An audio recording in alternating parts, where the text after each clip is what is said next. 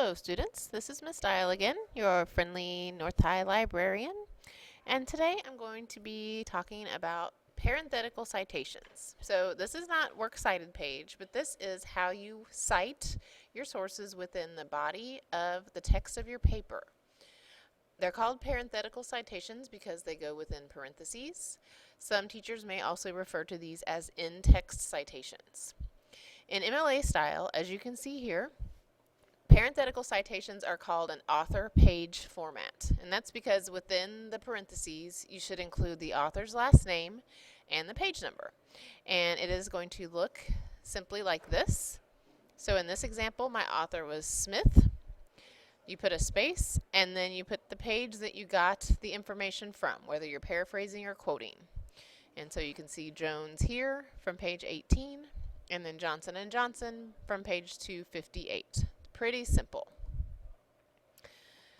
So for one author, let's pretend like this is my book that I cited here by Kenneth Burke. And you can see you do last name first in your works cited page. So to cite this source, I quoted something here, and I know it's a quotation because I put quotes around it. In my parentheses, I have my author and my page format. So Burke, space, 3. I got this from page 3. You'll notice too with the punctuation, you put the period on the outside of the parentheses, and you also leave the quotation marks on the outside of the parentheses. The only thing that goes in the parentheses is your author page. Now, what if you have two authors? In this case, we have Ashley Montague, and of course you always reverse the first author, and John Ramsey. So I have two authors. Well, you do it this way. Here's my paraphrase that I did, and I know it's a paraphrase because I do not have quotes around it. And I'm going to cite both of my authors by last name, Montague and Ramsey, and I found this paraphrase on page 248. Now, the problem with MLA style arises because it's an author page format, and a lot of times, especially with the internet, you're not going to have an author or a page number.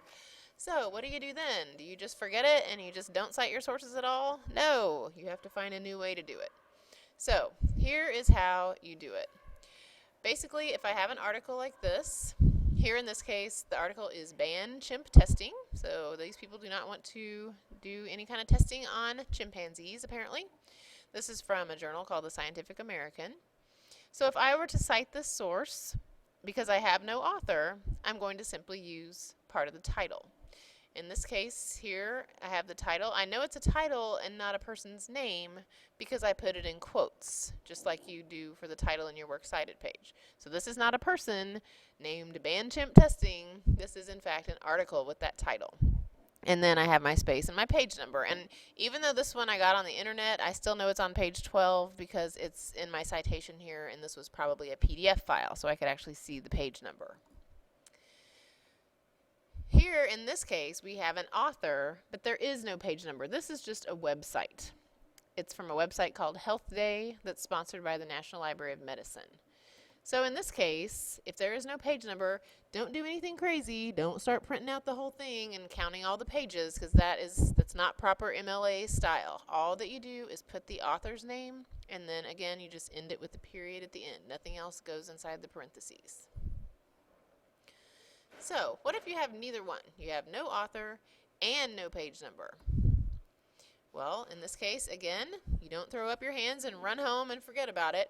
You use just part of the title. So up here, this is kind of a long title, so I didn't want to put the whole thing, but I put just enough here so that my teacher will know what I'm citing. And I don't put a page number, and I just simply, again, end it and put the period at the end on the outside of the parentheses. This is another case that will happen quite often. If you're doing research on a topic and you find a bunch of articles that don't have an author, you might discover that a lot of the articles have the same title. So in this case, I was doing research because I want to become a dental hygienist in my future, and I found a whole bunch of articles that just are titled dental hygienist that have no author. Now, if I just do it like this, how is my teacher supposed to know which article called dental hygienists that this one is from? Well, they're not going to know in this case. So you have to do something slightly different. What you do then is you put the part of the title, but then add part of the larger work that this came from. And in this case, this first article is from the Occupational Outlook Handbook, which is an online website from the government. In this example, I do dental hygienist space